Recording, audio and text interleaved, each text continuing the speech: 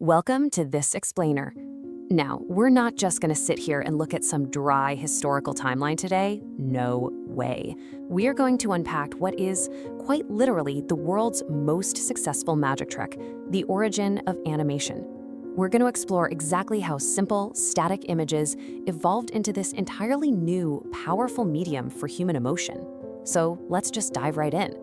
I want you to really picture this scenario for a second. You're sitting in a completely dark theater. The lights go off, and the chatter around you just sort of fades into silence. That cinematic atmosphere totally takes over, and there's this slightly mysterious anticipation in the air. A crisp white screen lights up right in front of you, and then, suddenly, something utterly impossible happens. A drawing starts moving. A static, lifeless sketch of a horse just begins to run. A drawing of a man starts to dance. A completely flat character comes to life right in front of your eyes. But here is the truly shocking part, the part we honestly take for granted every single time we look at a screen. None of it is real. They're just drawings. Literally just completely static lines on a page or pixels on a screen. So that brings us to the absolutely crucial question here. How on earth did we go from these simple, still images to massive, emotionally resonant cinematic universes that feel so incredibly alive? How did this simple little illusion eventually become one of the biggest industries in the entire world? Well, to really understand the magic trick, we gotta go back to the setup. Section 1. This setup, a human obsession.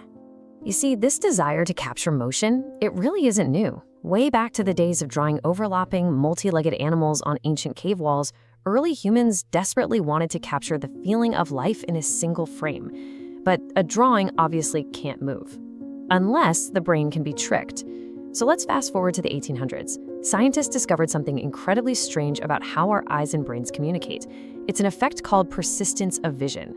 It's basically this optical illusion where the human brain fills in the gaps between rapidly displayed sequential images.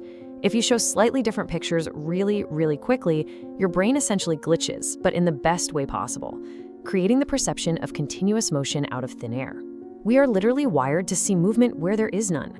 And people quickly capitalized on this biological loophole with early devices like the thaumatrope. It's a wonderfully simple trick, really. Think of it like this. Step 1, you've got a spinning disc with a drawing of a bird on side A. Step 2, a drawing of a cage on side B. Step 3, you spin it fast, and your brain completely blends the two. Suddenly, the illusion of life happens, and the bird is trapped in the cage. It's a simple toy, sure, but a really powerful proof of concept. It proved the human brain could absolutely be tricked. Which brilliantly leads us to the next step, the zoetrope. The zoetrope expanded this visual trick beautifully. Instead of just two images on a flat disc, imagine a rotating cylinder completely filled with sequential drawings. Inside it, you had running men, jumping horses, dancing figures. When you spun the cylinder and looked through the little slits on the side, those images just came alive. For the very first time in human history, everyday people were absolutely amazed to see continuous movement created entirely from still drawings. Just someone in the 1800s, this was basically borderline sorcery. If we connect the dots chronologically, we see this really rapid march of time from the parlor to the stage. We started with the discovery of persistence of vision in the early 1800s, and then moved right into the mid-1800s, where toys like thaumatropes and zoetropes amused the public. But the massive leap? That happens in the late 1800s. A French inventor named Émile Reynaud invents the théâtre optique. Now, this was huge. This was no longer just some toy cylinder you held in your hands. It was a full storytelling system.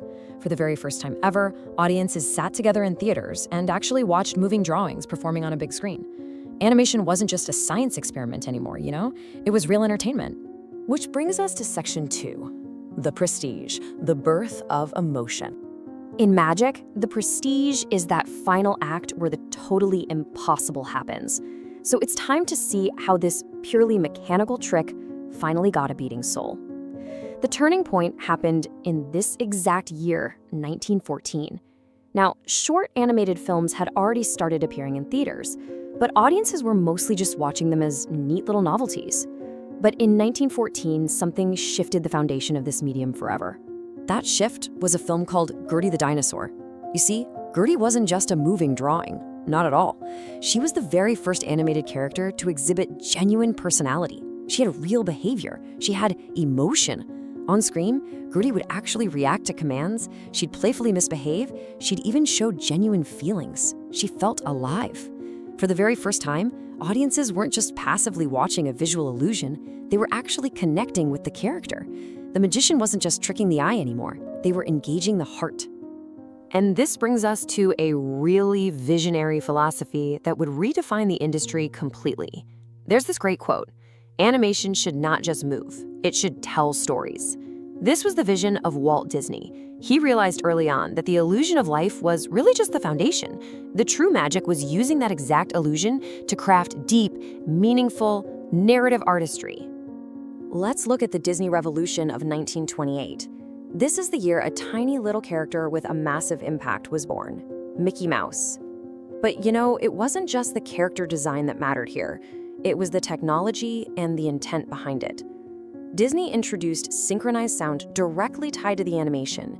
He focused so intensely on emotional storytelling and character-driven animation. Almost overnight, this neat little visual trick wasn't just a short piece of entertainment you'd see before a main feature. It became an absolute global phenomenon that captivated the entire world. And that incredible momentum carries us right into Section 3, Modern Sorcery. Let's look at how this medium just evolved at a blistering pace. We moved from these really painstaking, hand-drawn frames on physical paper all the way to the completely boundless computer-generated universes of studios like Pixar. Modern studios are pushing technology so far beyond just visual spectacle, they are literally building entire universes out of pure imagination. But, and this is key, the core goal remains exactly what the creator of Gertie set out to do all those years ago: making us feel deeply. Look at the foundation of this magic. It's kind of wild to think about. On one hand, you have the simple illusion, a spinning cardboard disc from the 1800s, just tricking the eye. And on the other hand, you have the complex universe of today, trillions of digital pixels rendered on massive server farms, tricking the heart. The tools have evolved astronomically, of course, but the core magic trick, it remains exactly the same. So I want to leave you with this final, kind of provocative question.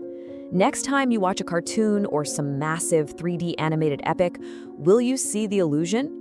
Just remember what we've explored today. This massive global industry didn't begin with computers. It didn't begin with giant corporate studios. It began as an illusion, just a simple biological trick of the human eye, our persistence of vision that ultimately birthed one of the most powerful and emotional storytelling tools in human history. Thank you so much for joining me for this explainer, and hey, keep looking for the magic.